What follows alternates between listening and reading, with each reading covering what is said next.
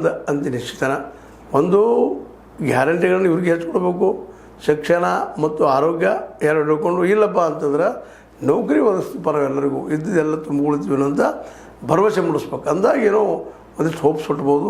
ಬರೀ ಹಿಂದುತ್ವ ಬಂದ್ರಿಂದ ಕರ್ನಾಟಕ ಗೆಲ್ತಾರೆ ಅನ್ನುವಂತಹ ನಮ್ಮ ಯತ್ನಾಳರ ವಾದವನ್ನು ಮುಂದುವರಿಸಿದ್ರೆ ಭಾಳ ಕಷ್ಟ ಆಗ್ತದೆ ಅಧಿಕಾರಕ್ಕೆ ಬರೋದು.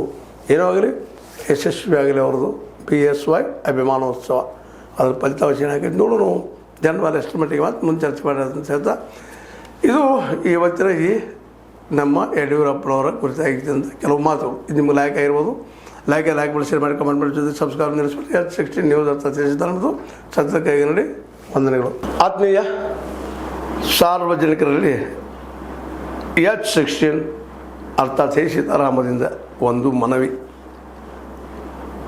ಈ ಸಂಸ್ಥೆ ಭ್ರಷ್ಟಾಚಾರ, ಅನ್ಯಾಯ, ಅತ್ಯಾಚಾರಗಳಿಂದ ನೊಂದವರ ವೇದಿಕೆ. ಅನ್ಯಾಯಕೋರರ, ಭೂಗಳ್ಳರ, ನಶಾ ಸಾರಾಯಿ ಮಾಫಿಯಾಗಳ ವಿರುದ್ಧದ ಧ್ವನಿ. ರೈತರ, ಕೂಲಿಕಾರ, ಕಾರ್ಮಿಕರ, ಬಿದ್ದ ಸಮುದಾಯ ಜನರ ಧ್ವನಿ. ಬೆಂಬಲವಾಗಿ ನಿಂತು ತನುಮನ ಧನದ ಸಹಾಯಕ್ಕೆ ಸಾರ್ವಜನಿಕರಲ್ಲಿ ಕೋರಿಕೆ. ದಾನದ ಸಹಾಯ ನೀಡಿ ಸ್ವಾತಂತ್ರ್ಯ ಪತ್ರಿಕೋದ್ಯಮ ಉಳಿಸಿ ಬೆಳೆಸಿ. ವಂದನೆಗಳು. ತಮ್ಮನ್ನೇ ನಂಬಿರುವ ಮಲ್ಲಪ್ಪ E. ಜೋತಾವರ್.